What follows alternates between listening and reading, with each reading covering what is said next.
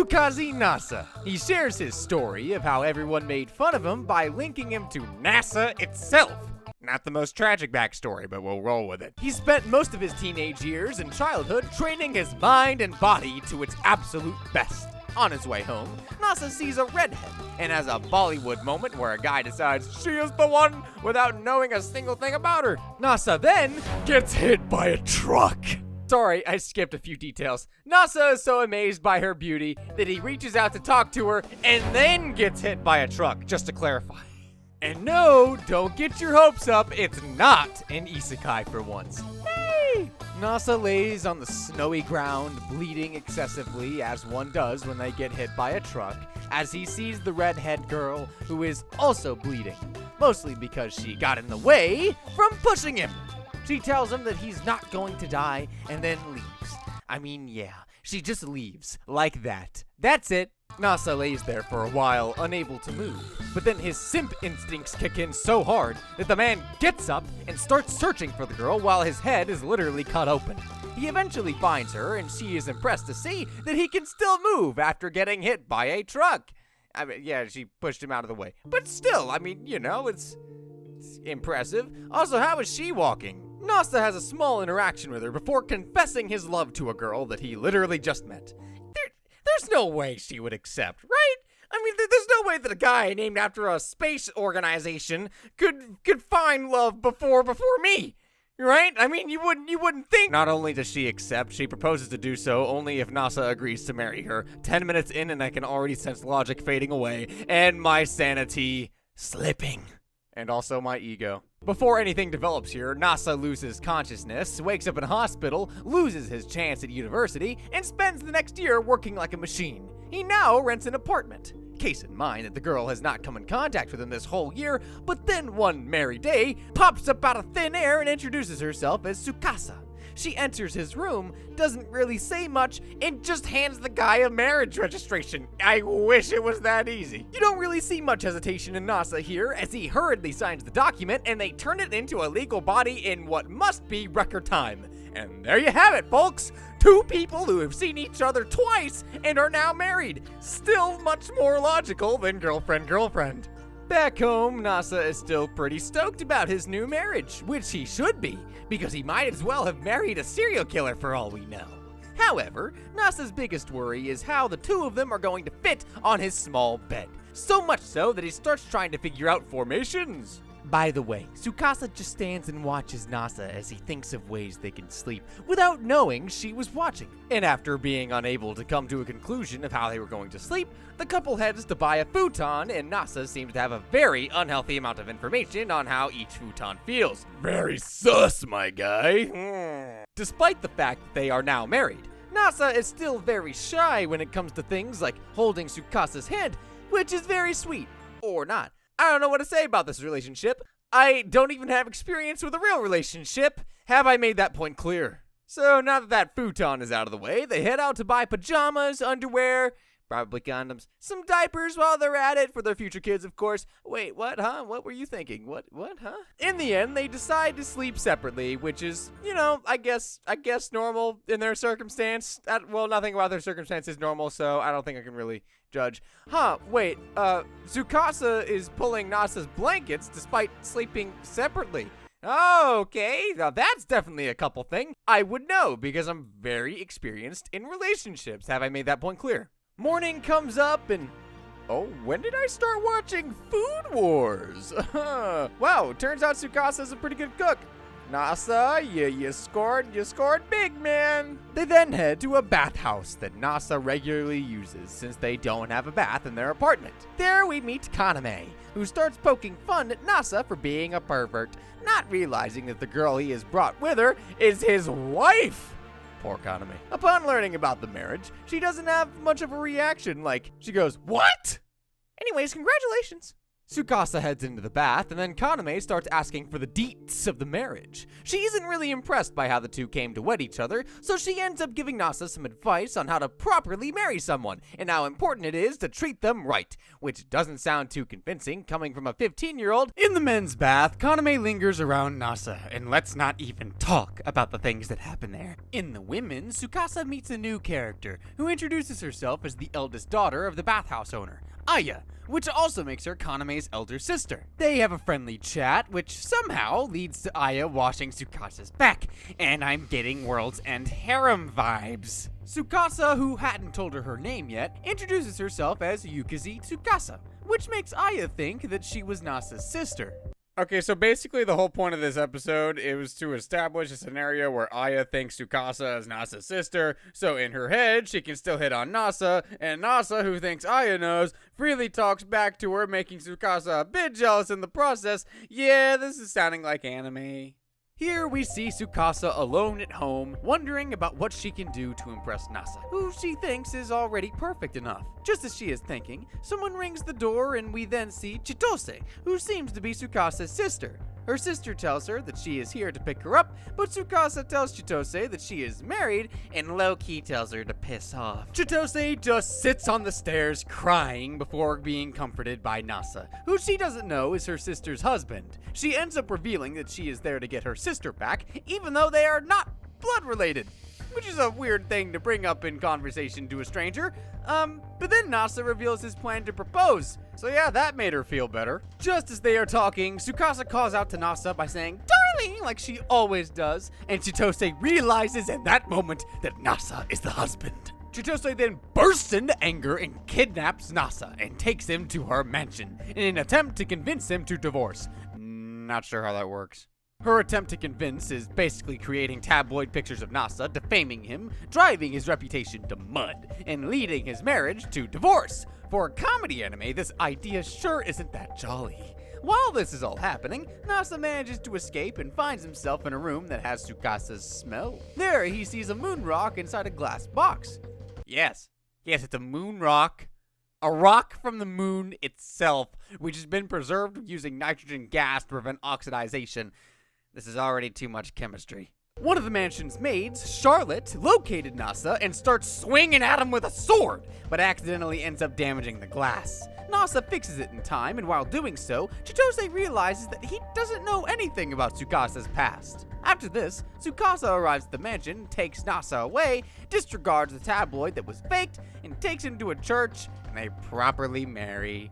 I know, because, it's a kiss. Now, I know that's a kiss because I'm a professional with relationships. Have I made that point clear? So turns out Tsukasa's actually quite the movie nerd. No, I mean really. First 4 minutes of this episode is her talking about the beauty of movies. I don't really blame her because Nasa hasn't watched Star Wars apparently. And neither have I, but I can talk like I'm judging him because he's not real and I am, I think. After finding out about his wife's craving for movies, the couple head out to buy a TV. And then we move on to another bath routine and a swift lesson from this kid about marriage life. Nasa is concerned about the next phase, which is, drumroll please, I did it myself. The ring! It's the ring.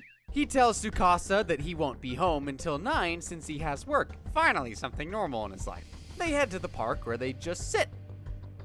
Yeah, they just sit there, and then they start kissing. Which is understandable, since Nasa thought Tsukasa felt lonely about waiting until nightfall. You go, guys. During his office time, Nasa misses Tsukasa so much that it somehow leads to him realizing the importance of a ring for a married couple. So he heads back home and talks about getting rings with Tsukasa, who isn't really excited about the idea since she thinks there is no need to buy any. Nasa doesn't show any signs of changing his mind, so in the end, Tsukasa takes him to Honey Winston, which I guess is the Harry Winston for this world. Nasa is devastated to see the prices, but the attendant sells her stuff so well that he almost ends up buying it anyway. Luckily, Tsukasa takes him away just in the nick of time, and would you look at that attendant's face? They probably know half the people enter the shop with no intention of buying anything. After a bit of lovey-dovey talk, they simmer down for the lowest priced ring in a regular market. All that tease and excitement went to waste. But they do seem to be happy about it, so I'm not complaining. I don't even have a wife. Or do I? Ice Wallenstein. No, I don't. She's not real. What the hell am I saying? Waifus aren't real! Tsukasa and Nasa are adapting to their new life quickly, which explains the fact that they are now sleeping together. Wait, was this accidental? So apparently, Tsukasa was on her futon, got up, drank some water, and sleepwalked into Nasa's bed, where he channeled his inner Doi Shota. After this, Nasa feels like the current apartment that they are living in is a bit cramped for two people. Which is just a facade. This man really just wants a bigger apartment so he can fit a double bed so that he can sleep with his wife. Nothing wrong with that, but this anime somehow makes me feel wrong about it. Don't ask me why. It might just be because I'm not over school days yet, and it's just a bad aftertaste. I don't know, man. I think that one's gonna stick with me for a while. He expresses his feeling of wanting to move into a bigger place, but Tsukasa says she doesn't mind the lack of space and feels closer to him in their tiny little mansion. This debate changes radically when Nasa walks in on Tsukasa changing, and then he starts tempting Tsukasa with how they could have a mini theater for movies in a bigger place. Odd as it is the only bit of personality Tsukasa has. Aw, that's not true. They ultimately decide on moving on and talk about how they would need a guarantor, which leads Nasa to call his parents and let them know that he was married. Really, dude? You hadn't told them earlier? Nasa's mom instantly understands that he is in need of a guarantor and tells him that she will agree only if he formally introduces Tsukasa to her. Wait a minute, am I the only one noticing that Nasa has a picture of a panda for his mom? In the end, they decide to visit his parents anyway. Just to clarify, all of this discussion is happening in a park, which is kind of like a spot for these two, and a spying spot for these two. So yeah, Chitose knows literally every major decision Nasa and Tsukasa are taking. Nasa explains how his parents' place is a bit far, so visiting them would be a good chance for their honeymoon. Tsukasa agrees and asks for a camera, which magically appears for some reason. Don't ask me why, I just work here. She tells Nasa that she wants to take a picture of them every day, and Nasa attempts to do the same. Except for the moment he clicks her photo. A new fetish develops inside of him, which is good. If you ever decide to simp, make sure it's for your wife, guys! The couple then boards a bus and depart for their parents' place. And yes, Chitose, who has taken upon herself to be the Joe Goldberg of this anime, follows them and keeps yelling that she hasn't approved of their marriage. Chitose keeps tailing them, hoping for a Narita divorce, which has something to do with couples divorcing each other during their honeymoon for the stupidest of reasons. In the case of the Yuzakis, every little incident seems to be bringing them closer together instead. Unable to process this lovely time, Chitose then confronts Tsukasa and directly asks her why she is being the way that she is, and that it's not normal for her to do this. However, Tsukasa remains unfazed and leaves with Nasa, not really caring about what her sister had to say about them. Finally, the Yuzakis arrive in Kyoto. Kyoto, the magnum opus of Japan. Here are a few ground rules about Kyoto you might not have known. It is the school trip episode for every anime. The female protagonist wears a yukata, and literally everyone who walks here blushes. Is this how Kyoto normally is? No? Aww. So yeah, let's go down the checklist. Basically the same thing happens. They decide to go sightseeing. Tsukasa wears a yukata, and the whole lot of blushing commences. Chitose confronts them yet again, and this time Nasa wants to talk to her about her disapproval. We did forget to mention one thing though.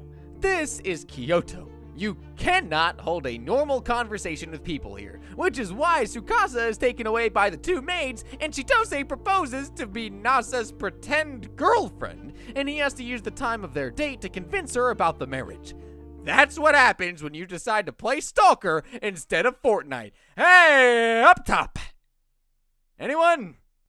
Pickers? Nasa's little date with Chitose comes to a quick end when Chitose loses her patience and starts yelling how she knows Tsukasa better than he does, and that he shouldn't be married. But my man is no loser. He starts to talk about mathematical theories and principles of probability to explain just how lucky he was to meet Tsukasa. And if there's one thing I know, you don't debate with math nerds. They inhale some next level stuff. Inhalers. Nasa returns back to his wife and explains that he doesn't know if he was able to convince Chitose, but I'm pretty sure he was actually, because what's the point of being the main character if your speech doesn't influence people? After literally 3 episodes, they are about to reach their parents' place, and Nasa tells Tsukasa that his parents are very strange people, and that his father is an archaeologist. I can already tell what they're about to be like, but you know what they say about assuming, alright? And we're gonna see. They finally meet Nasa's mother, Kanaka Yuzaki, and why is his mother more nervous than the bride herself? Well, if the mother wasn't enough, then his father Inishi is nervous too. So much so that the man has not moved at all. In case you forgot, these two were technically on a honeymoon, and thanks to Mrs. Yuzaki here, Nasa was reminded of the deeds he might be doing now that the night is upon them. Now, as much as I'd like to tell you guys all about the steamy things that happen, actually, I'm not gonna lie, they kiss, but that's about it. Go watch our video on World's End Harem instead, you sick fricks! We then see that Tsukasa and Mr. Yuzaki are having a small father-daughter moment, and Mr. Yuzaki is a bit surprised when Tsukasa is able to read what seems like some ancient script. Whoa, she can read? Frackin' dang it. Adding to this context, Nasa and Tsukasa go sightseeing, and Tsukasa seems to know an awful lot about history despite showing little interest. They then head to Hydro Palace, and Tsukasa suddenly starts talking about how there is nothing there, but 1300 years ago, everything was lively. She says this is almost as if she lived in that era. The trip arc ends on a good note with a flashback scene where Nasa's father was super thankful to Tsukasa for saving their life. They finally leave with all the approval they needed for marriage. Upon returning, we see that the apartment Nasa lives in got burned down. The whole building is destroyed. And why doesn't he seem more concerned? I mean, I get it, he's a minimalist, but dude, at least have a worried face or something. Even Tsukasa doesn't seem to really care about the literal destruction in front of her and is having a monologue about how cool her husband is. Since they needed a new place to stay for a while, Kaname's family from the bathhouse offer them a small spare building to settle in until they find a new place. Aya, the older sister, the same one who has a crush on Nasa, is pretty happy about Nasa and Tsukasa moving in. Well, I mean, she's happy because she thinks Nasa and Tsukasa are siblings still, but okay. As Aya and Nasa are talking about settling in, Aya's mother and hola mama! Nope, no, I have to stay loyal. What's wrong with me? Anyway, Aya's mother swoops in and starts babbling about what a wonderful couple Nasa and Tsukasa are. You can imagine Aya's shock here. Let's not dive into that one either. While doing their laundry, Nasa notices Tsukasa in a tracksuit and informs the audience how it is unusual for her to wear those. Tsukasa then explains how she lost some clothes in the fire and that her only underwear left is in the laundry. So yeah, she's going through a rough time. I really had no idea how Nasa would react to this situation, but he certainly did not disappoint. When he clicked a picture of her in the tracksuit, my man showed how cultured he is. Later, they decide to go shopping, and as expected, they go to the lingerie section. Okay, on their way back, Nasa is still wondering about his wife wearing underwear, and asks her if she'd let him see her in one. Sometimes I need to keep reminding myself that these two are married. With each passing minute, they're starting to seem like more and more of a couple, I think. I wouldn't know. I'm not really that well versed in relationships, if I haven't made that point clear. Tsukasa is showing off what a great cook she is when Kaname drops by and leaves a melon for them to eat. For some reason, I thought this would lead to something naughty, but no, they just sit and eat the melon. I haven't gotten over World's End Harem either. All of these ecchis are poisoning my brain. Nasa gets a call from his former landlord about checking out a new place that he's built, offering him the same rent to move there. However, the couple ends up entering the wrong building and comes across a luxurious apartment. After having a rather great experience inside the place, Tsukasa tells Nasa how it didn't matter how big or small their next apartment would be because both of them would be the same with her husband. Oh, that's too sweet to make fun of. Since Tsukasa and Nasa got a place thanks to Kaname's family, she felt the need to repay Kaname and offers to help her with the bathhouse.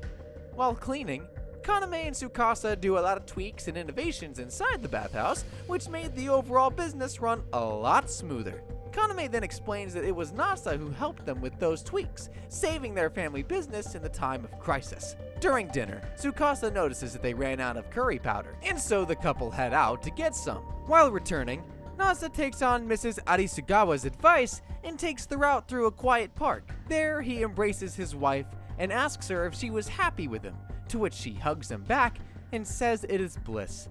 Man, I needed this after all of the frackin' wacky shows that we've recapped so far. Chitose, on the other hand, is still searching for her sister and stands confused staring at what was once her apartment.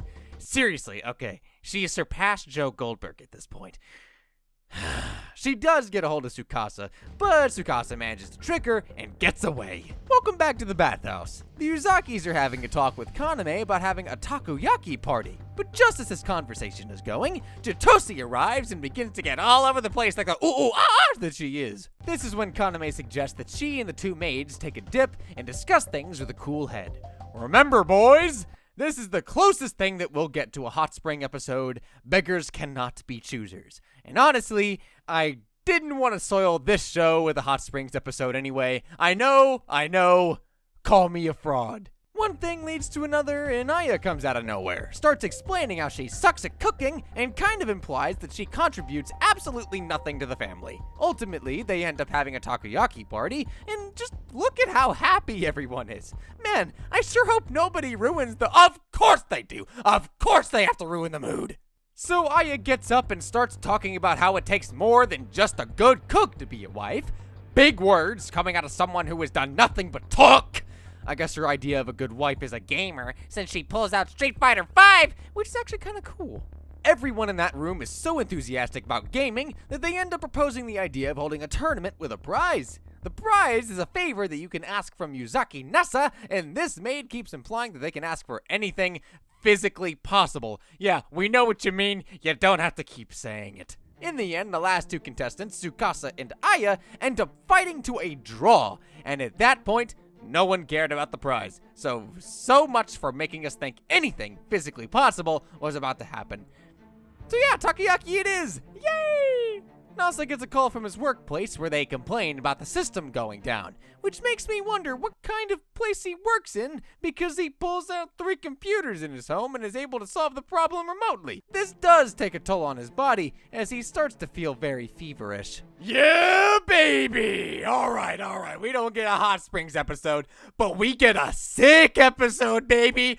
Oh yeah! Dude, this is the most underrated cliche in anime, and I love to see it. Just baby me, just do it. Oh my god. We see an adorable scene of a bedridden Nasa being taken care of by Tsukasa, who for some reason really wants to play the part of newly cute wife. While this is all happening, she cryptically tells him that she can't get hurt or sick, unlike him, and that he has one life and has to be careful about it. Later, Nasa explains how he's been trying to finish his work early so that he can get some free time to take Tsukasa out to the summer festival. Both of them are pretty moved after this, and a lot of smooching happens, but Tsukasa tells Nasa not to get carried away. Nothing much happens in the festival itself, aside from a lot of wholesome moments with fireworks going off, being in yukatas, having a good time.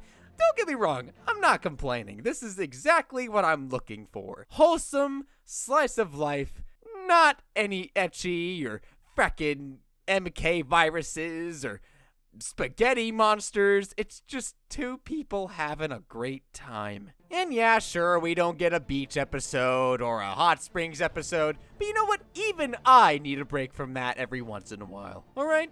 Sue me! Tsukasa is very happy about getting her new smartphone. Wait, when did she get a new smartphone? Alright, well, she got a new smartphone, and the funny thing is that these two have been married for months now, and still blush over adding themselves as their spouse in the contact info. With her new phone, she first goes to Kaname and exchanges her line ID with her, and frick, Kaname, what is that profile picture? I really want to say a lot here, but FBI! Nasa suddenly has to leave as his old colleague asks for him a favor.